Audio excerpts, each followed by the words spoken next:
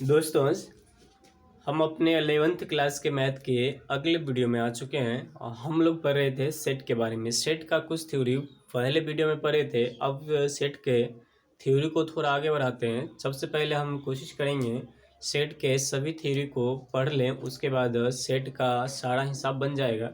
अगर आप हिसाब बनाना चाहें अभी से भी बना सकते हैं, कोई दिक्कत नहीं, बन जाएगा। और कोई भी समस्या हो तो आप कमेंट बॉक्स में डाल सकते हैं या मेरे पर्सनल व्हाट्सएप पर डाल सकते हैं, हम उसका रिप्लाई ज़रूर करेंगे। तो देखते हैं कि सेट के बारे में हम लोग पढ़े थे कि सेट क्या होता है, सेट कितने प्रकार के होते हैं। तो इसमें इक्वल सेट बताए थे या नहीं बताए थे ध्यान नहीं है। देखते हैं समान समुच्चय।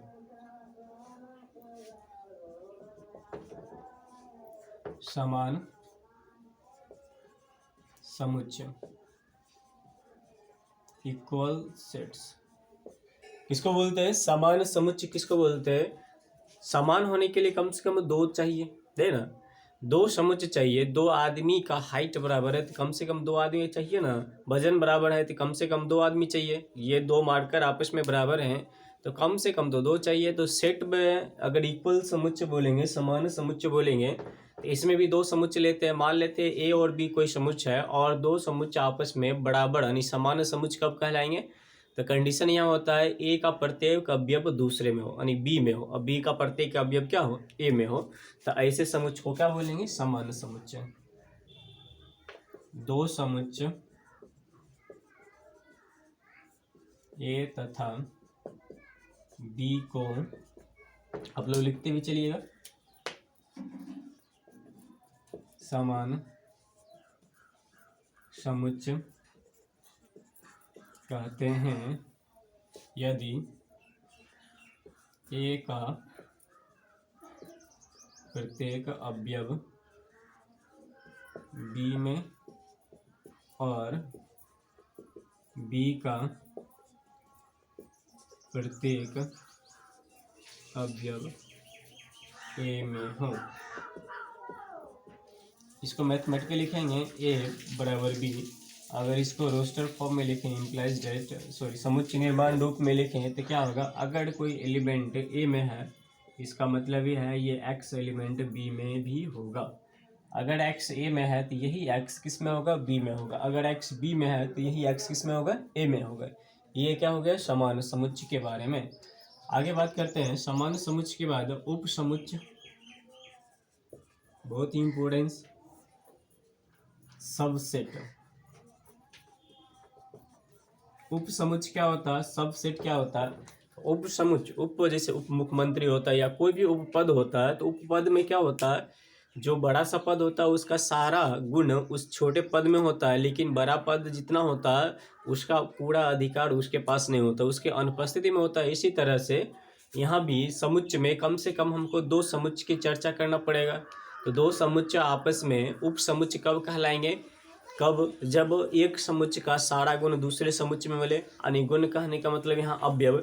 अगर दो समुच्चय ए बी मान लिए, ए का अवयव प्रत्येक अवयव बी में हो, और जरूरी नहीं है कि बी का प्रत्येक अवयव ए में हो, का है कि हो सकता है बी के पावर, बी अगर राष्ट्रपति होगा तो ए उपराष्ट्रपति होगा, तो बी का पावर ज़्यादा होगा, उपराष्ट्रपति का पावर क्या होगा? कम होगा। इस तरह से बी में जितना अवयव है उतना अवयव क्या ए में होना अनिवार्य नहीं है, परंतु ए में जितना अवयव है उतना अवयव किस में होना चाहिए? बी में होना अनिवार्य है। तो इस कंडीशन में ए को बी का उपसमुच्चय कहेंगे। हाँ, तो ए को बी का उपसमुच्चय कैसे कहते हैं? वीडियो थोड़ा लंबी हो जाती है इसलिए हम वीडियो को रोक के पहले लिख लेते हैं, उसके बाद हम बात करते हैं। इसकी परिभाषा हम लोग लिख लिए। क्या क्या लिखे? दो समुच्चय उपसमुच्चय कब कहलाएगा? तो भाषा में क्या लिखा गया? ए और बी दो समुच्चय मान लिए। किस प्रकार होगा? इस प्रकार होगा कि ए का प्रत्येक अवयव किस में हो? डी में हो। तो समुच्चय ए को समुच्चय बी का उपसमुच्चय कहते हैं। और इसको किस तरह से सूचित करते हैं? तो सूचित करने के लिए इसको इस तरह से, इस टाइप से हम लोग इसको बोलते हैं सबसेट। क्या बोलते हैं? ए सबसेट किसका है? बी का। ए सबसेट किसका है? बी का। अगर इसको समुच्चय निर्माण रूप में लिखें तो ए सबसेट बी का, इसका मतलब ये होता है एक्स कोई है एलिमेंट ए में, तो इसका मतलब है एक्स एलिमेंट किस में होगा? बी में भी होगा। बी में एक्स के अलावा और भी कुछ हो सकता है, नहीं भी हो सकता, कोई मतलब कहने का शर्त ये नहीं है कि होना ही चाहिए। अगर एक्स का पूरा अगर एक्स एलिमेंट ए है तो एक्स बी में होना अनिवार्य है, और एक्स के अलावा और भी कुछ हो सकता है, ठीक है। तो इसको इस कंडीशन में एक एग्जांपल ले लेते हैं। एग्जांपल के तौर पर बात करते हैं। ए में है 1 2 3 और बी में है 1 2 3 4। तो इसको क्या बोलेंगे, ए यहाँ पे ए का प्रत्येक अवयव किस में है, बी में है, और इसलिए ए को सबसेट किसका बोलेंगे, बी का बोलेंगे। ए को सबसेट बोलते हैं किसका, बी का। और ऊपर हम मिटाते हैं। तो आगे बात करते हैं। इसी से दो कंडीशन सामने आता है। कब, एग्जाम्पल के तौर पर ही बात करते हैं। यहाँ पे जब ए क्या है 1 2 3 और बी क्या है 1 2 3, ठीक है। तो कहने का मतलब ये ए का जितना अवयव है उतना ही अवयव बी का है, तो क्या बोल सकते हैं, ए सबसेट किसका, बी का है। सबसेट के लिए क्या इक्वल का भी चिन्ह लगाते हैं, सबसेट बी का है। परंतु ये कंडीशन ये होता है जब ए का प्रत्येक अवयव बी में हो और बी का भी प्रत्येक, मतलब दोनों में अवयवों की संख्या क्या हो, बराबर हो, और प्रत्येक अवयव एक दूसरे में हो, तो ऐसे उपसमुच को हम लोग बोलते हैं उचित उपसमुच। क्या बोलते हैं हम लोग, इसको बोलते हैं उचित उपसमुच। ये दोनों को बोलेंगे उचित समुच्चय। भाषा लिख लीजिएगा, उचित प्रोपर सबसेट। प्रोपर सबसेट किसको बोलेंगे, दो समुच्चय हम बोल देते हैं, आप लोग लिख लीजिएगा। दो समुच्चय ए तथा बी लिए यदि ए का प्रत्येक अवयव बी में हो और बी का भी प्रत्येक अवयव क्या, मतलब ए और बी में अवयवों की संख्या क्या होना चाहिए, बराबर होना चाहिए। और ए में जो अवयव है वो बी में होना चाहिए, बी में जो है वो क्या है, ए में होना चाहिए, जो एग्जाम्पल के तौर पर यहाँ लिखे हैं। तो ऐसे समुच्चय को उचित उपसमुच्चय कहते हैं। एक कंडीशन यहाँ से और समझा देते हैं। उचित उपसमुच्चय आप समझ गए, भाषा को लिख लीजिएगा। लिखने में थोड़ा टाइम लगता है बोर्ड पर, इसलिए बोल देते हैं, आप लोग खुद से लिख लीजिएगा। फिर आगे बात करते हैं। एक एग्जांपल यही ले लिए, यहाँ पे ले लिए क्या 4। तो क्या यहाँ पे उचित उपसमुच्चय को एक कंडीशन और पहले रहने दीजिए। उचित उस उपसमुच्चय को डिनोट करने के लिए ए है, उचित उपसमुच्चय को इस तरह से, यहाँ बराबर का चिन्ह नहीं देंगे, ठीक है। इस तरह से इसको उचित उपसमुच्चय को डिनोट करते हैं। अब आगे बात करते हैं, थोड़ा सा और आगे बढ़ाते हैं। यहाँ पे एक और ले लिए 4। इस कंडीशन में क्या है, ये इसका उपसमुच्चय है, ए सबसेट है किसका, बी का। क्यों, क्योंकि ए का अवयव किस में है, बी में है, लेकिन बी में एक अवयव क्या है, ज़्यादा है। बी में एक अवयव क्या है, ज़्यादा है। तो इस कंडीशन में ए को बोलेंगे बी का उपसमुच्चय, और उल्टा अगर बात करना, बी को क्या बोलेंगे, बी को बोलेंगे बी को ए का अधि उपसमुच्चय कहते हैं। अधि उपसमुच्चय कहा जाता है। अधि उपसमुच्चय, अधि उपसमुच्चय किसको बोलेंगे, पहला कंडीशन तो सबसेट होना चाहिए। दूसरा कंडीशन जो अधि है उसमें एक या दो एलिमेंट क्या होने चाहिए, ज़्यादा होने चाहिए। कम से कम एक एलिमेंट क्या होना चाहिए, उससे अधिक होना चाहिए। तो इसको बोलते हैं अधि। अधि का इंग्लिश होता है सुपर सबसेट। Super subset. अगर आपको इंग्लिश में भी चाहिए, अगर सारा ये सब इंग्लिश में चाहिए तो कमेंट बॉक्स में आप डाल सकते हैं कि हमको इंग्लिश में चाहिए, तो इंग्लिश में भी दिया जाएगा। तो हम लोग अभी पढ़े उपसमुच्चय क्या होता है, उसके बाद पढ़े उचित उपसमुच्चय क्या होता है, समान समुच्चय क्या होता है, उसके बाद अधि उपसमुच्चय क्या होता है। तो इस कंडीशन में अब बात करते हैं उपसमुच्चय के कुछ गुण होते हैं। इस गुण के बारे में बात करते हैं, मिटा लेते हैं। बात करते हैं आगे उपसमुच्चय के गुण के बारे में बात करना हमको। Properties of subset. सबसेट यानी कहने का मतलब उपसमुच्चय का गुण क्या होता है। तो गुण अगर आप सोच पाइएगा ढंग से तो गुण खुद आपको मालूम है। पहला, अगर कोई समुच्चय है वो खुद का उपसमुच्चय होगा या नहीं होगा। अगर सेट कोई ए ले लिए, ठीक है, इसमें एलिमेंट ले लिए क्या है, ए बी सी ले लिए, तो क्या ए खुद का सबसेट है या नहीं है। काहे कि ए, अब फिर से ए अगर लिखेंगे तो ए का सभी अवयव किस में है, ए में तो है ना। इसका पूरा अवयव ए में है, तो इसका मतलब कोई भी समुच्चय खुद का क्या होता है, उपसमुच्चय होता है। लिख लीजिएगा, कोई भी समुच्चय क्या खुद का उपसमुच्चय होता है। अगर इसको लिखना चाहे, एक्स कोई एलिमेंट ए में है तो इसका मतलब है फिर ए में एक्स ही होगा। तो पहला प्रॉपर्टीज ये हो गया कोई भी समुच्चय आप अपने आप का क्या होता है, उपसमुच्चय होता है। और नेक्स्ट आते हैं दूसरा प्रॉपर्टीज आपका है, हम पीछे बात किए थे रिक्त समुच्चय के बारे में, ठीक है। रिक्त नल सेट क्या होता है? ऐसे समुच्चय जिसमें एक भी अवयव नहीं हो उसको क्या बोलेंगे? रिक्त समुच्चय। तो एक बात बताइए, यहाँ पे क्या है? ए बी सी, उसके बाद क्या है? उसके बाद कुछ नहीं है। कुछ नहीं मतलब कि यानी कि नल सेट यानी रिक्त समुच्चय मतलब कुछ नहीं। ठीक है, तो यहाँ पे ए बी सी उसके बाद क्या? कुछ नहीं। ठीक है, तो कहने का मतलब जितना भी आप सेट लिखिएगा सारा सेट में कुछ नहीं तो होगा ना, कुछ एलिमेंट होगा उसके बाद कुछ नहीं होगा। तो कहने का मतलब ये हो गया, जो फाई जो होता है रिक्त समुच्चय होता है सभी समुच्चय का उपसमुच्चय होगा, काहे कि वो सब में होगा ना। तो कहने का मतलब ये हो गया रिक्त समुच्चय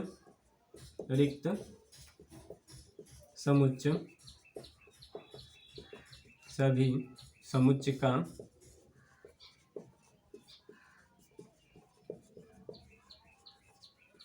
उपसमुच्चय होता है।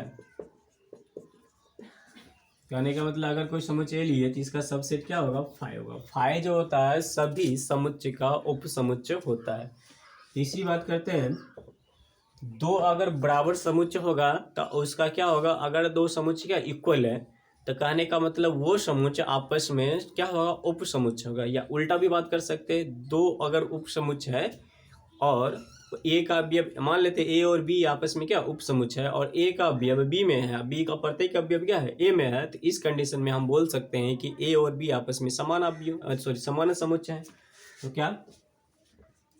यदि दो समुच्चय ए तथा बी समुच्चय हों और ए का अवयव बी में एवं बी का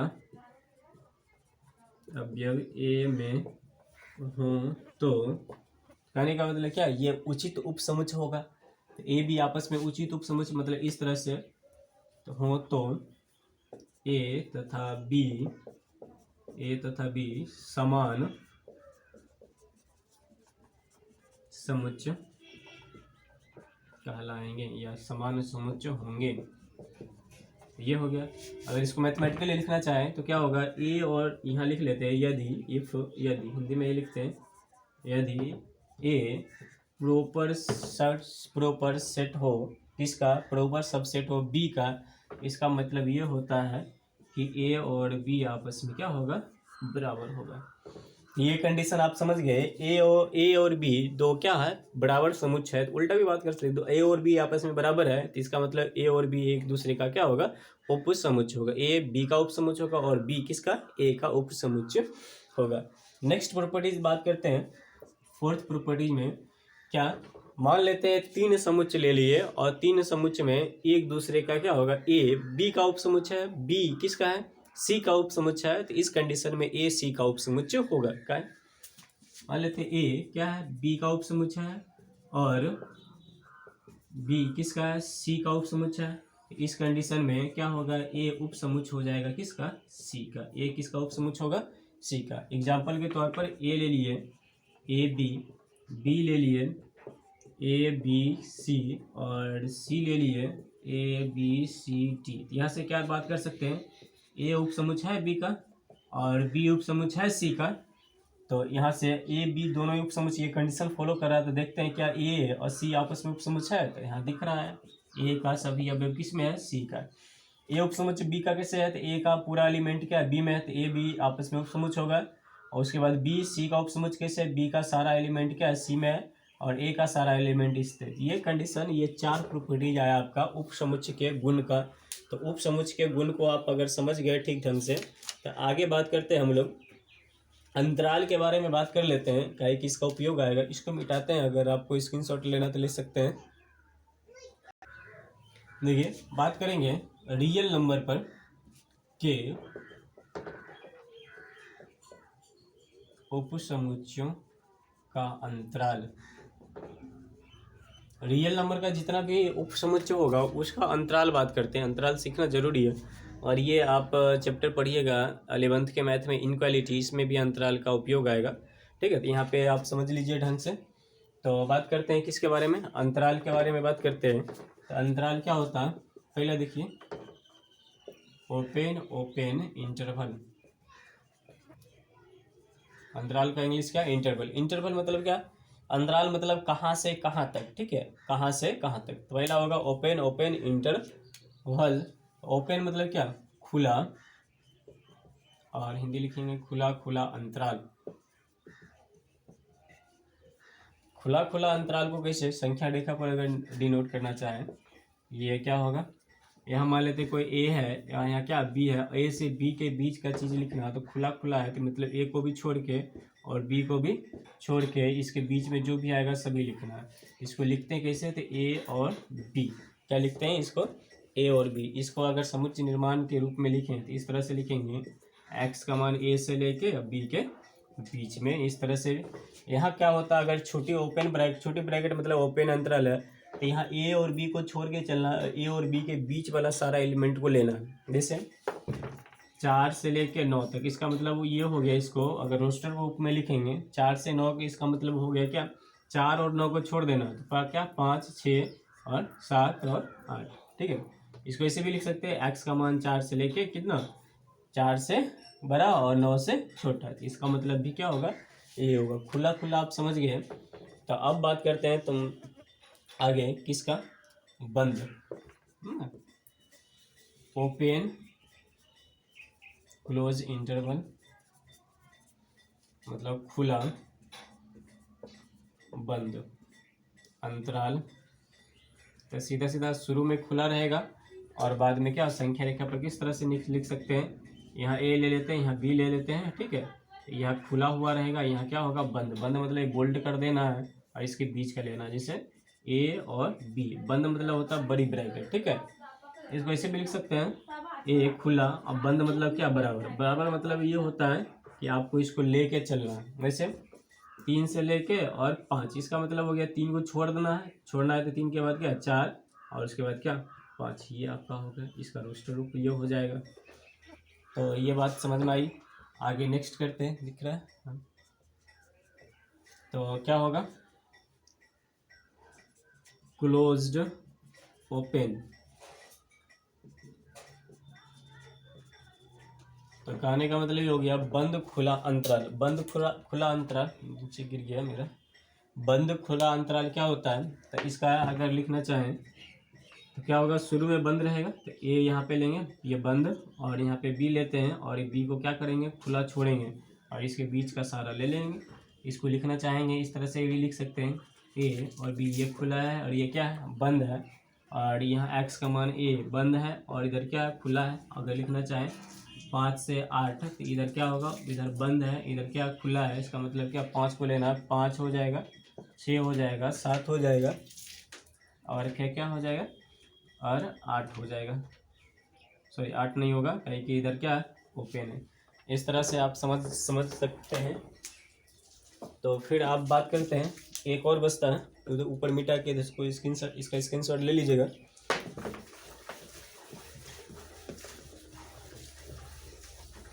लास्ट आपका अगर दोनों तरफ बंद होगा तो क्या होगा?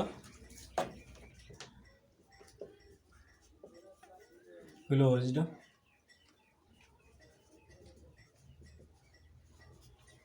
हाँ बंद बंद अंतराल। क्लोज्ड बंद बंद क्या होगा? तो सीधी सी बात है, अगर संख्या रेखा पर इसको लें ए और बी, ये भी इधर भी बंद और इधर भी बंद, ये ए और बी, इसके बीच का सारा इस तरह से ले लेते हैं। क्या? ये लेंगे ए और ये लेंगे बी और दोनों तरफ क्या कर लेंगे? बंद कर लेंगे। जैसे एग्जाम्पल के तौर पे इधर लिखेंगे इस तरह से, तो ये दोनों तरफ बंद। एग्जाम्पल के तौर पर 4 और 3 और 9 लिखेंगे, तो इसका मतलब ये होता है 3 को भी लेना, 9 को भी लेना, बीच वाला सारा लेना, 3 4 5 6 7 8 और 9। इस तरह से ये प्राकृतिक संख्या का सारा अंतराल या रियल नंबर का सारा अंतराल लिए। तो मुख्य रूप से प्राकृतिक संख्या था। तो ये अंतराल को हम समझ गए। अंतराल को समझने के बाद एक और आता है आपका पावर सेट। पावर सेट क्या होता है, इसके बारे में बात करते हैं। घात समुच्चय,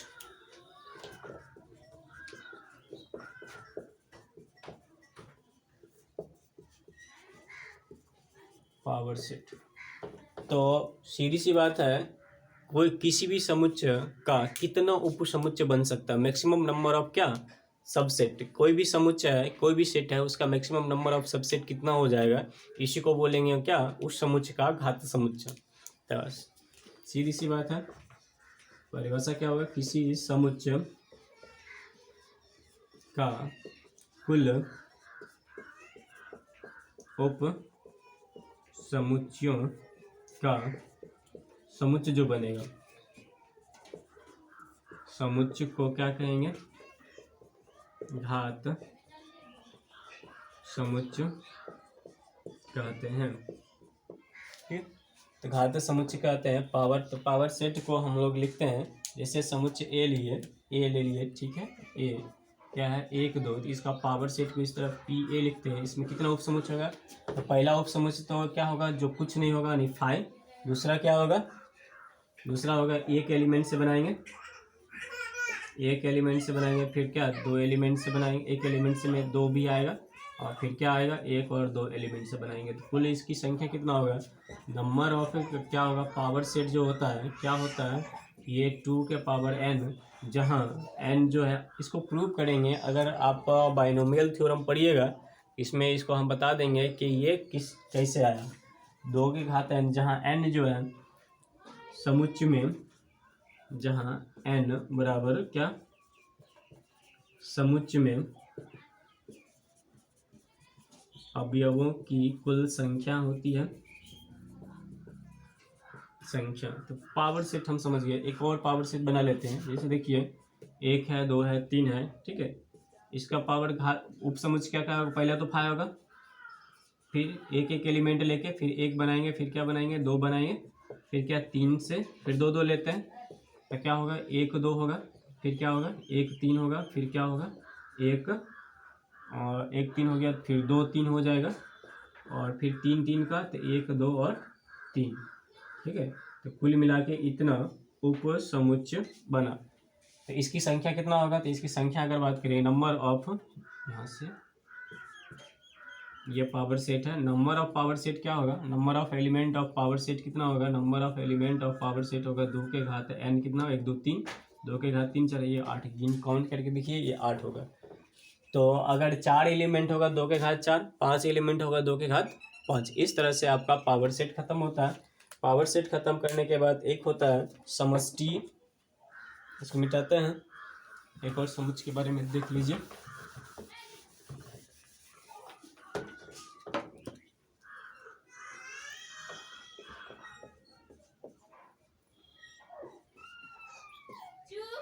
समष्टि है समुच्चय, ठीक है। यूनिवर्सल सेट क्या होता है, यूनिवर्सल, तो वैसे समुच्चय, यूनिवर्स मतलब सबसे बड़ा, ठीक है, वैसे समुच्चय जिससे जो भी समुच्चय आपके पास दिया रहेगा उसी से निकाला जाए, उसको क्या बोलेंगे, यूनिवर्सल समुच्चय बोलेंगे। तो भाषा लिख लीजिएगा, वैसे समुच्चय जिससे दी गई सभी समुच्चय निकाला गया हो, ठीक है, या दी गई सभी समुच्चय उसका उप समुच्चय हो, उसको क्या बोलेंगे, यूनिवर्सल सेट, ठीक है। कहने का मतलब ये, अगर कोई सेट बनाते हैं, जैसे कोई त्रिभुज है, ठीक है, अगर सेट बनाए, ये ए ले बनाए, x is such that x एक क्या है, त्रिभुज है, ठीक है। अगर इसका हम बताएं, और भी समुच्चय बना सकते हैं ना, इसका बी बनाते हैं, चलिए, x is such that x एक समकोण त्रिभुज है, समकोण त्रिभुज है, ठीक है। सी बना सकते हैं हम लोग क्या, x is such that x एक क्या, समबाहु त्रिभुज है, समबाहु त्रिभुज है, विषमबाहु त्रिभुज है, कि कोई भी त्रिभुज बनाइएगा, तो यहाँ से जितना भी आप बनाइएगा त्रिभुज से संबंधित जो भी बनाइएगा वो कहाँ से निकला, तो वो भी त्रिभुज का एक प्रकार है ना।